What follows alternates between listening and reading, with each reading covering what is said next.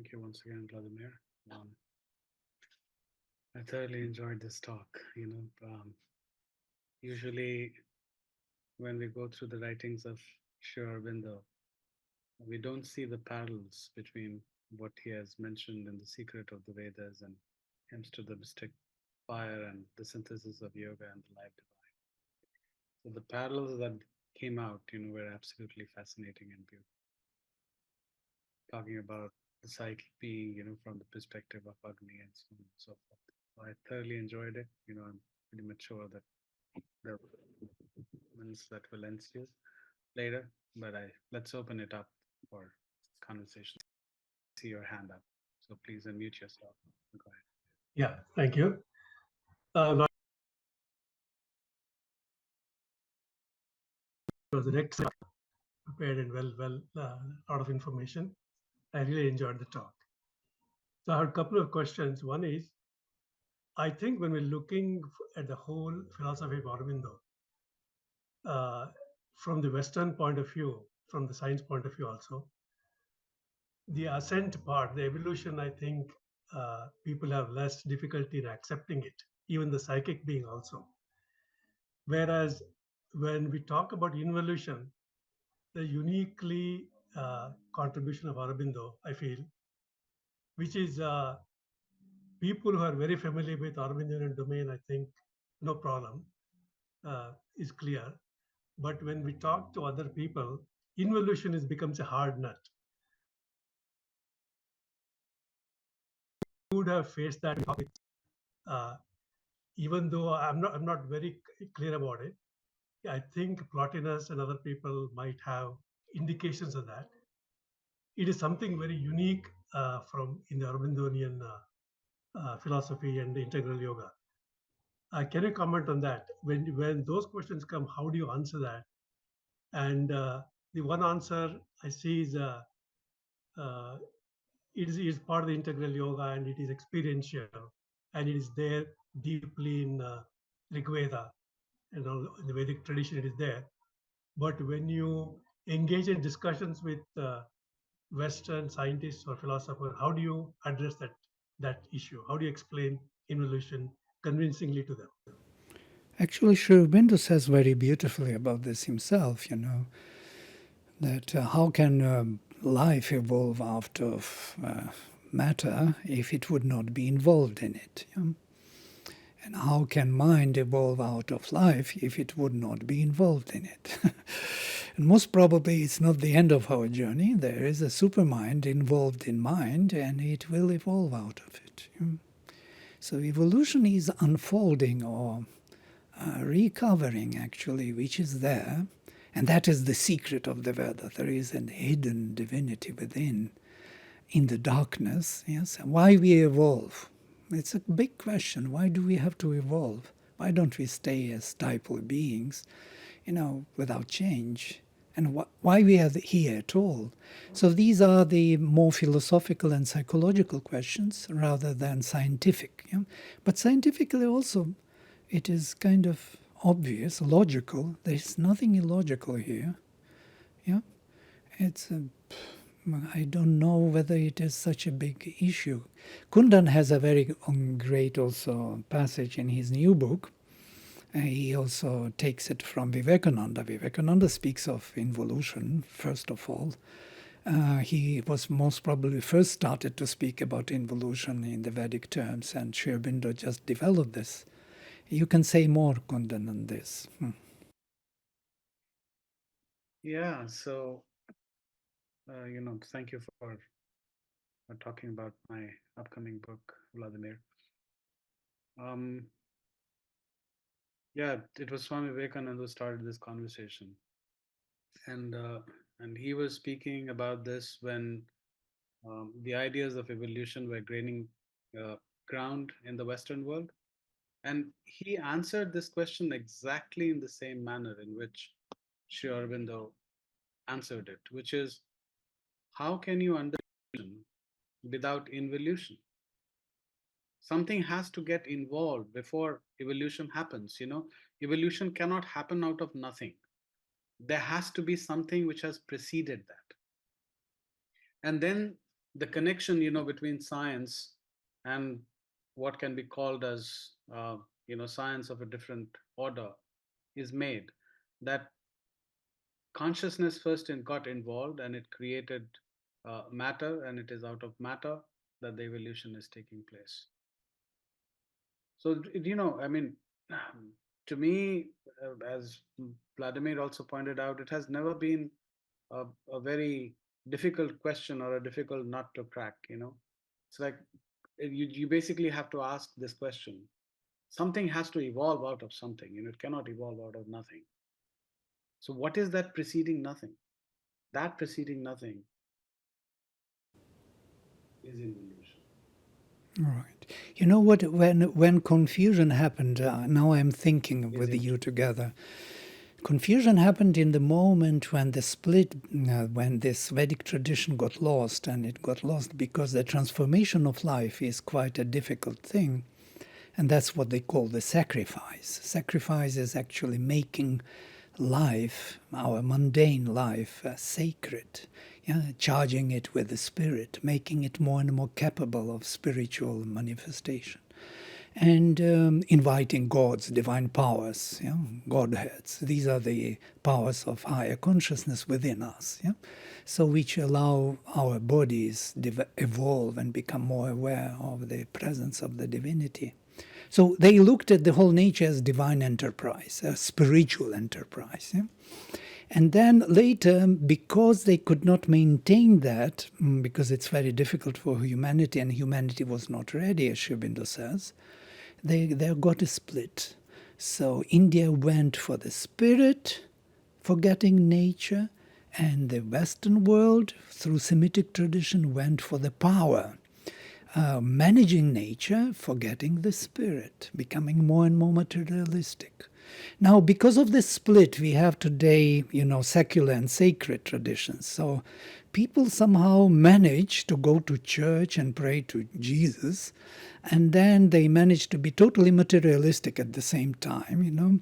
So these two absolutely different things coexist, and the same in India. They go to the temples and then they go home and do totally different things. They are not coinciding into one vision. They're split. And so to bring them back, Sri Aurobindo comes with integral yoga, and that is integral, integrating these two parts into one, again, as it was in the Veda. Why the Veda is so important for us? Because of that. Because they looked at it as spiritual enterprise and nothing else. Matter is nothing but manifestation of the spirit and its evolution and development. So there is no duality anymore. It's a one world, yes? Yeah, I think in the Indian tradition, the Vedic tradition, it is consistent. I think there is no problem there. I was referring to ideas such as reality is a process. Argument reality as a process negates the involution. Uh, you would have got into discussions with that kind of argument. Uh, yeah. I'll send you some quotes, from both Swami Vivekananda. Yes, Vladimir, please. By the way, this is a very simple thing. Why evolution disappeared in post-Vedic period in the Advaitic approach? Because evolution, again, it's an enterprise of the spirit, yes? And there is no evolution in the post-Vedic literature. There is only going into the transcendental and dissolving there oneself, forgetting nature, and looking at nature as an illusion, which is holding us back. It's a kind of an imprisonment for the soul, which we have to get rid of and get out of. And in this case, there is no evolution, because evolution has something to do with the evolution of the instruments of knowledge. That means there must be someone here causing it. And second, there is evolution of the soul, as Sri Aurobindo says at the same time, which is also not seen in the Advaitic tradition. And this is something uniquely different from everything we know in the Indian tradition. except in the Vedas. Of course, there is a hidden part in the Upanishads. We can look into it. There's something in the Gita, still remnants of that vision, karma yoga, interestingly. And that's in Tantra also. But these are kind of, this is secret knowledge and not revealed, never revealed. And the whole psychic being, Antaryamin, Antaratma, yeah, Chaitya Purusha, all these names, they become kind of less relevant. The psychic being experience becomes less important than nirvana or samadhi or all those, powers which we gain from, which are described in yoga, so siddhis. So these are more prominent parts, and this kind of steps back, as it were, kind of very clear what the soul is doing here, other than preparing itself to get out. But the soul is not here to get out. Escape brings not the victory and the crown, says Sri Aurobindo. It is here to evolve and to become fully divinized and to become the supreme, the Bahusyam, may I be many, many supremes. And this idea is somehow not prominent anymore.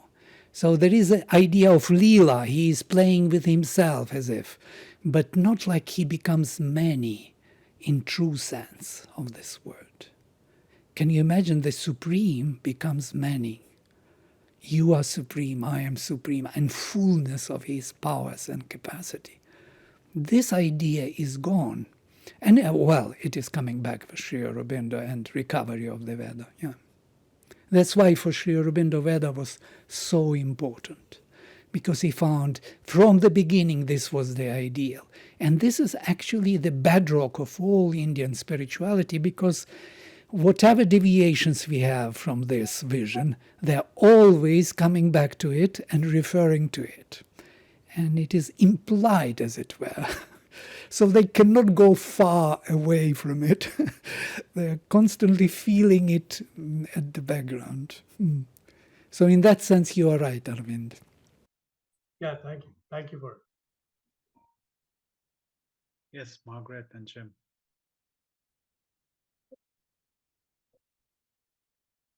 Thank you, Vladimir. I think for me, it's important to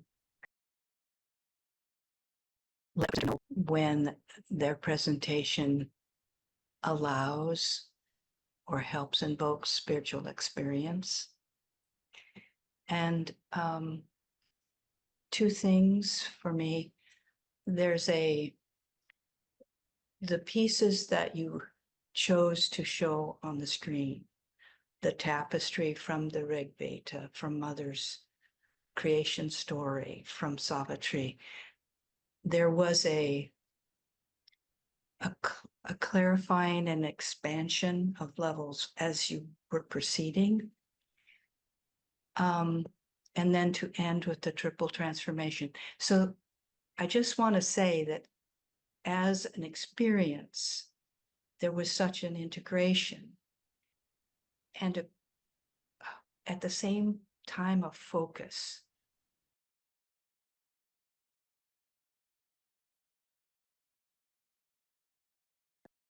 Brought things for, I know that you are inspired to do this, but I do think it's important for people to share with you that I'm not sure what your mission is, but if it is to help those receiving have a spiritual experience of this integration of these different elements, I feel you succeeded.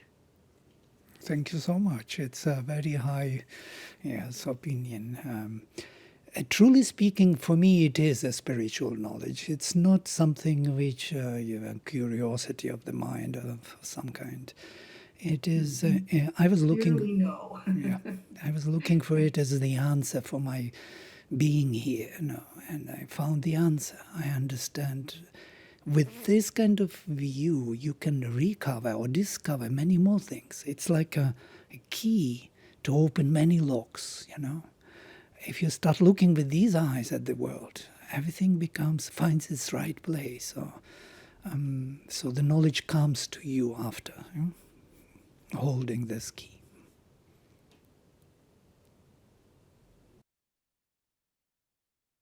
Yeah, Linda and Earl.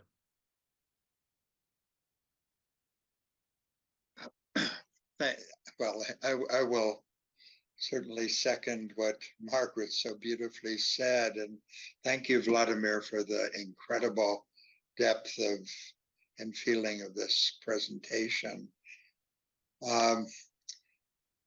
Like, I would appreciate your commenting on gender in all of this, in the creation story that you so beautifully presented. You gave us the mother referred to the descent, and Sri Aurobindo referred to the descent of Agni. And I think I tried to hold both the male-female gendering and the oneness, as Sri Aurobindo said, the mother, the consciousness of the mother and my consciousness are one. So would you speak some to gendering in all of this? What is your view, your take on a way to look at the gendering that is there so strongly in the Indian tradition and everything? Thank you for this very nice and important view on Aditi. Why the mother is the bridge, the link. Actually, Agni is described in the Veda as the beggar who comes as a beggar for the delight from Usha, from the dawn, who is the Divine Mother approaching. He's begging for delight. So you can imagine who is the Aditi. She is the mother of all the godheads and all the gods. And she has her twin sister. Of course, it's much more complex vision, but unfortunately we cannot cover everything in one go. And her twin sister is Diti, yeah? The dividing consciousness. If Aditi is undivided consciousness force, infinite and eternal, transcendental, the mother of all the godheads, of Satchitananda, of Varuna, Mitra, Aryaman, Bhaga, Amsha, Daksha, Amsha, and Surya, all the seven Adityas, with including the supermind, then when she comes to this time and space, she turns to be deity, so to say, in a different form, the Dark Mother. Yes, Sri Aurobindo has the whole canto on the Dark Mother and the sons of evil. And so the Dark Mother is operating within time and space and ignorance, and still she is the mother. And interestingly, because these two are, it's like a Holy Spirit in Christianity, which embraces all. Yeah? And Father and the Son are coming through the Holy Spirit, as it were, connected. So the mother connects the Father and the Son, the Supreme and the soul here born. Yeah? So she is the link, the golden link, as Sri Aurobindo calls her in Savitri. When Satyavan meets for the first time Savitri, he tells her so nicely in this way. Now let me then maybe quote from here. I looked upon the world, says Satyavan, and when I found the self, I lost the world. My other selves I lost, and the body of God. The link of the finite with the infinite, the bridge between the appearance and the truth, the mystic aim for which the world was made, the human sense of immortality. So when he looked at the world, he lost the self, but when he looked at the self, he lost the world. But now he says, since you are coming, he speaks to the mother, to Savitri, the golden bridge. Now these two can be connected. This split on the world and the spirit, which we are all experiencing today, with this can be recovered, you know, with the mother, and this is her major role, to keep us so the soul and connected to the transcendental here in the world. And that's how Sri Aurobindo explains him and the mother. Most probably I spoke about this before. In the letter to the sadhak, he says that I am the presence from above the head, as a witness, as a jivatma, influencing the mind and the vital, and mother is the presence from the psychic, influencing the vital and the physical. So once these two avatars come together, the connection to the physical of the spiritual is established. That's why she is the golden bridge.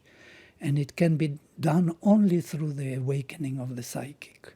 It cannot be done by separating from this world and considering it to be an illusion, as it is usually done, even in any religion anyway.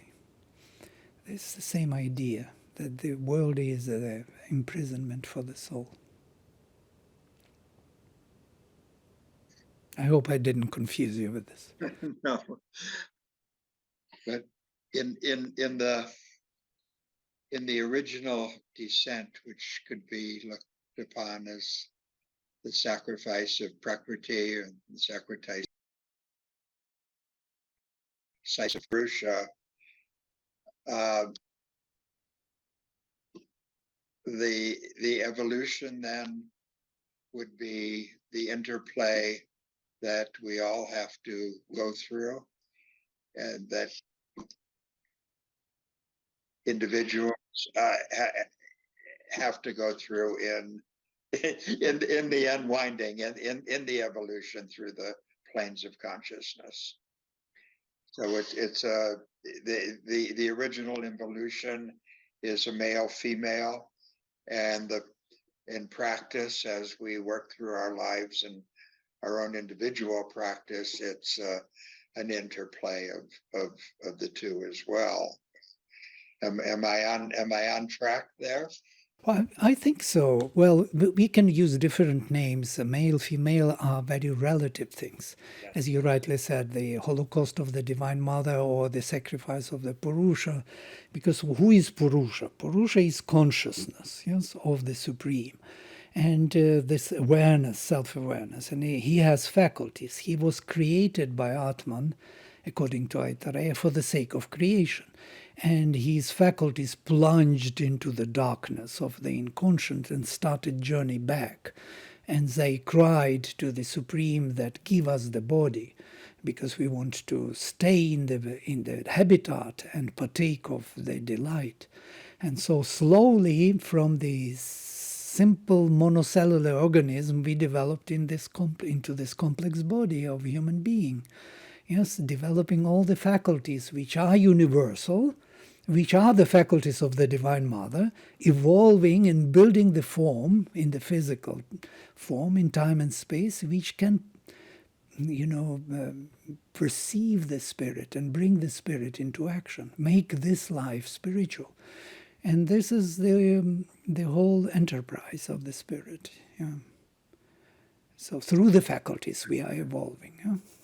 If we say that given that the Brahma consciousness is silent and witness consciousness, on its own it would not have been able to manifest the world. That activity is totally controlled by the Divine Mother. So in the manifestation of the world, it's basically her action or her force that actually comes into play. And this is where they are in tandem with each other.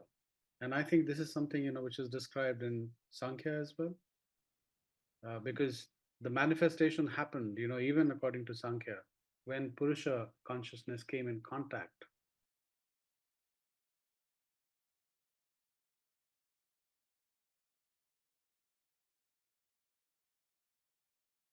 Prakriti. There are two concepts that are spoken about, prasava and pratiprasava, which can be translated as involution and evolution, interestingly. Didn't think about it. Yeah. Good. Yeah. Right. So thank you both. Thank you. In this Prakriti and Purusha,